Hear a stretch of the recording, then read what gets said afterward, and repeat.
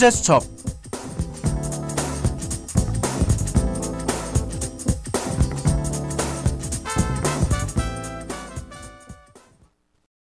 학우 여러분 안녕하세요. 이번 취재수첩 진행을 맡게 된 성대방송국 기자 김동아입니다. 임시 공휴일이던 지난 수요일 제20대 대통령 선거가 치러졌는데요.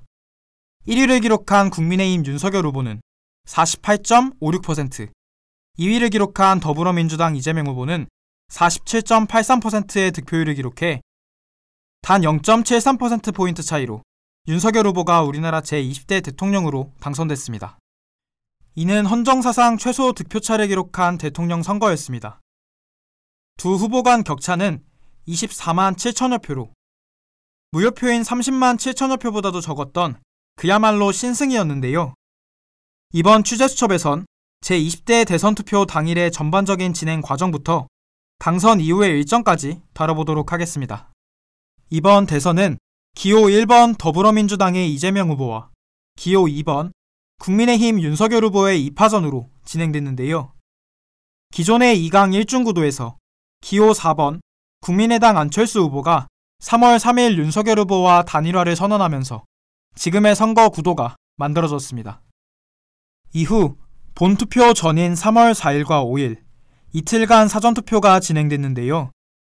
이번 투표에선 36.93%라는 매우 높은 사전투표율을 기록하기도 했습니다. 그러나 이런 사전투표율에도 불구하고 최종 합계투표율 자체는 이전 제19대 대선보다 오히려 약간 낮은 수준이었는데요. 이번 대선의 잠정투표율은 77.2%를 기록했던 이전 대선에 비해 약 0.1%포인트 낮은 77.1%를 기록하는 데 그쳤습니다.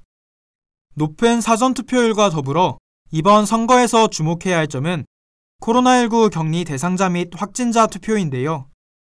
사전투표에서는 이틀째인 5일 오후 5시부터 6시까지, 본투표에서는 오후 6시부터 7시 반까지 이들의 투표가 이뤄졌습니다.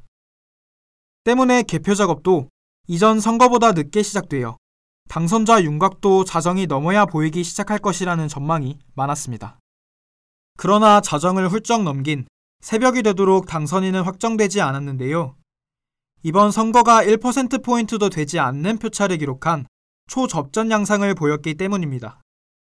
개표 중반까지는 이재명 후보가 우세한 듯 보였으나 개표율 50%를 넘기자 윤석열 후보가 따라붙기 시작했고 마침내 이재명 후보를 역전한 이후 0.5%포인트 내외의 격차를 유지했습니다. 워낙 표차가 적었기 때문에 개표율이 95%가 되도록 당선인이 확정되지 못한 그야말로 초접전이었습니다. 그러나 새벽 3시 50분 무렵 더불어민주당의 이재명 후보가 기자회견을 통해 패배를 선언하면서 마침내 제20대 대통령 선거는 국민의힘 윤석열 후보가 승리한 것으로 결론나게 되었습니다. 이번 대선이 이처럼 치열하게 전개된 이유는 다른 유력 후보가 없는 상황에서 진보, 보수로 양분된 지지층이 최대한 결집했기 때문인데요. 이런 이유로 새로 취임하게 될 윤석열 당선인에겐 통합과 화합이라는 과제가 기다리고 있기도 하죠. 이번 선거 결과 생겨나게 된 다양한 기록들을 살펴볼까요? 먼저 윤석열 당선인은 최초의 장외 영선 대통령이 되었습니다.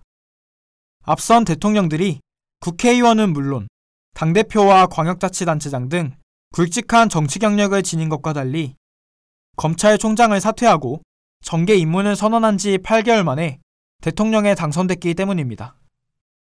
또한 더불어민주당으로 대표되는 민주당 정권이 5년 만에 교체되면서 10년 주기론도 깨지게 되었습니다.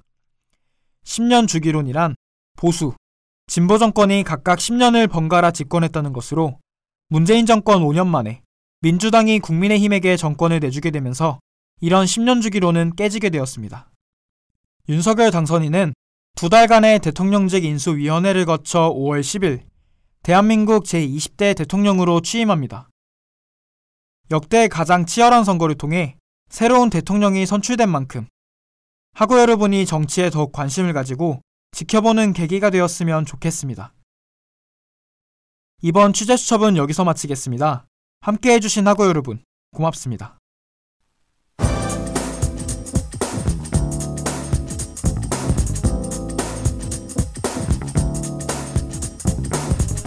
지금까지 취재 김동아, 기술 김태희, 그리고 진행해 기자 김동아였습니다.